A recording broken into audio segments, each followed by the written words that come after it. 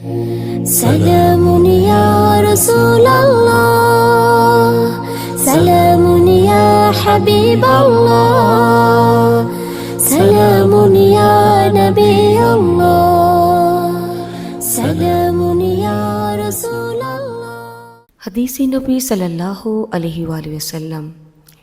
حضرت ابو ہریرہ رضی اللہ تعالیٰ عنہ سے مروی ہے کہ حضور نبی اکرم صلی اللہ علیہ وآلہ وسلم نے فرمایا، میرے گھر اور میرے ممبر کے درمیان کا حصہ جنت کے باغوں میں سے ایک باغ ہے اور میرا ممبر میرے حوض پر ہے۔ حضرت ابو ہریرہ رضی اللہ تعالیٰ عنہ سے مروی ہے کہ حضور نبی اکرم صلی اللہ علیہ وآلہ وسلم نے فرمایا، قیامت کے قریب ایمان اس طرح مدینہ منورہ کی طرف سمٹ جائے گا جیسے سانپ اپنے بل کی طرف سمٹ آتا ہے۔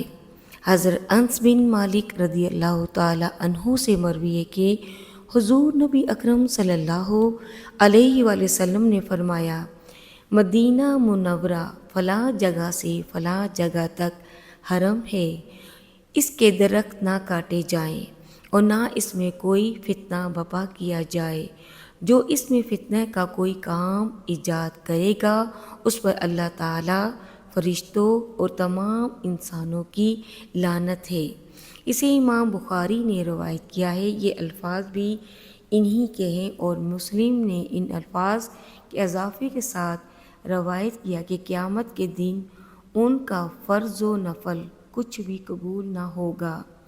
حضرت جابر رضی اللہ تعالیٰ عنہ سے مروی ہے کہ حضور نبی اکرم صلی اللہ علیہ وآلہ وسلم نے فرمایا، حضرت ابراہیم علیہ السلام نے مکہ مکرمہ کو حرم قرار دیا تھا اور میں دونوں کالے پتھروں والے میدانوں کے درمیان مدینہ منورہ کو حرم قرار دیتا ہوں۔